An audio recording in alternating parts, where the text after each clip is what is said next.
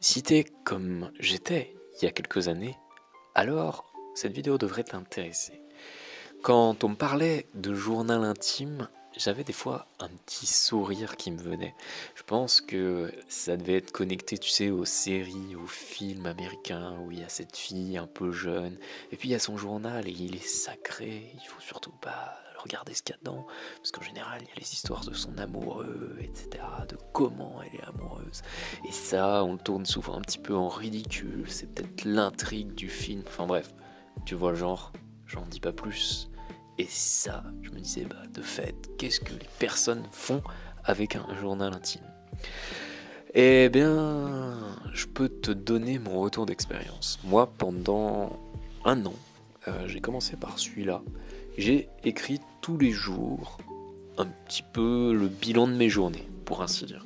Il n'y avait pas vraiment d'enjeu, tu vois, j'écrivais juste ce qui s'était passé, les événements marquants. Je pense que c'était surtout ça au départ.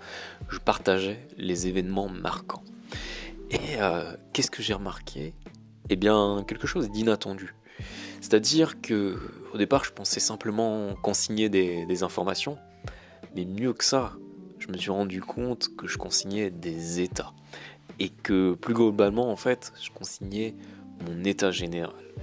Ce qui était flagrant, je crois que donc à l'époque j'étais salarié, c'était flagrant de voir comment, par exemple, il y avait un changement d'état dans les périodes où je travaillais sur certains sujets qui étaient prenants et ceux où j'étais beaucoup plus relaxé. Et je pense que la différence la plus flagrante, c'était dans les périodes où j'étais en vacances et où j'entreprenais d'autres choses. On voyait vraiment, je pense, dans l'écrit en lui-même, une différence d'état d'esprit. Et j'avoue que, en fait, sans ce journal, j'étais pas forcément à même de m'en rendre compte. Là, le fait d'écrire, c'était flagrant, c'était sur du papier. Je pense que la première chose flagrante, c'était de voir la quantité écrite après une journée de boulot versus après une journée de vacances, où là c'était beaucoup plus conséquent, où je pense que j'avais à cœur de raconter beaucoup plus de choses. Et donc petit à petit, je me suis rendu compte qu'il y avait une dimension déjà d'apprentissage et presque thérapeutique là-dedans. Alors petit à petit le journal, j'ai voulu l'orienter vers une autre dimension, vers cette dimension plus thérapeutique, vers en gros quelles sont les émotions qui me traversent et quelles sont celles que je peux mettre comme ça sur le papier juste pour voir ce qui se passe. Et là ça a été une sorte de deuxième découverte. La découverte que finalement en mettant des émotions sur du papier, eh bien, on prend une distance avec elles, parce qu'elles sont plus à l'intérieur de soi. Juste raconter un fait, raconter comment peut-être on s'est pris le bec avec telle personne aujourd'hui, on s'est pas compris, on n'a pas réussi à boucler la chose après correctement et on a gardé un petit peu de ressentiment. Juste ça, le mettre sur du papier, ça aide. Tu sais, quand on a le dit parfois à un ami, on sent aussi la différence, on sent que la pression a un petit peu baissé, que ça nous a fait du bien juste de l'extérioriser. Et bien là, c'est exactement pareil qu'on peut le faire sur un morceau de papier. Donc c'était la deuxième découverte.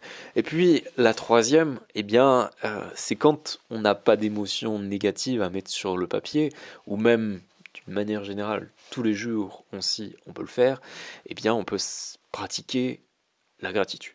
Pratiquer la gratitude et dire simplement merci, juste noter ce pourquoi on a été reconnaissant dans la journée.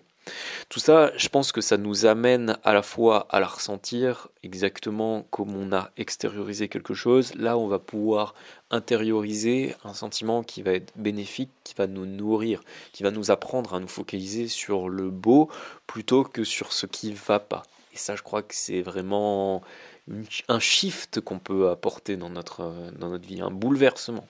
Quand on arrive à se focaliser sur le beau plutôt que ce qui va pas, eh bien en fait on se rend compte qu'il y a des tas de situations qui deviennent du coup beaucoup plus supportables, où on se faisait un monde du fait que, je sais pas, la nourriture était pas assez salée, et puis qu'on n'avait pas de sel, et puis patati et patata, enfin c'est un exemple hyper simple, mais en vrai, quand on commence à se focaliser sur ce qui va, tout peut changer.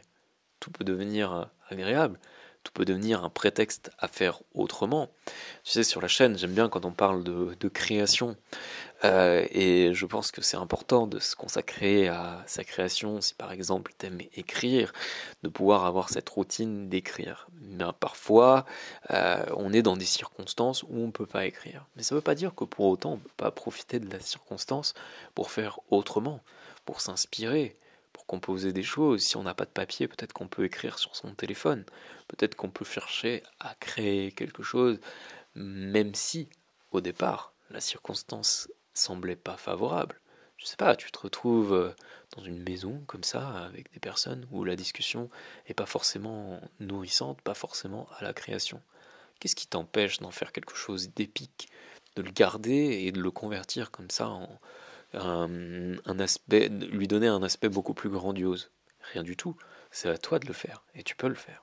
Et donc, c'est voilà, avec cette gratitude, eh bien, on apprend à juste faire ça, à reconvertir les choses en quelque chose de beau, quelque chose qui nous fait plaisir, qui nous amène des pensées beaucoup plus positives, qu'on peut éprouver dans son corps, et in fine, qui nous font du bien, qui vont plutôt que nous agresser, nous apaiser. Voilà pourquoi je pense que le journal peut être très bénéfique. C'est vraiment quelque chose que je t'invite à expérimenter. Je te dis tout simplement, prends, à mon sens, un cahier, c'est bien. Comme ça, tu peux voir au fil des jours l'avancée, les pages qui se tournent, et puis éventuellement, un petit coup de temps en temps, revenir en arrière, ou quelques années après revenir en arrière, pourquoi pas.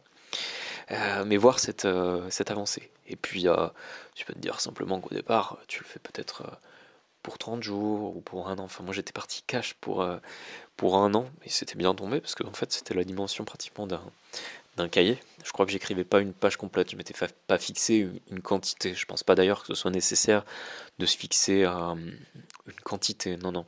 Je crois d'ailleurs que aussi, c'est pas la peine de se fixer une sorte de bordure en termes de style. Non, il faut plutôt y aller, pas chercher à la belle phrase ou je sais pas quoi. Non, on va plutôt chercher extérioriser le ressenti, ce qui nous passe vraiment avec les mots qu'on a sur le coup. Je crois que c'est ça qui est intéressant.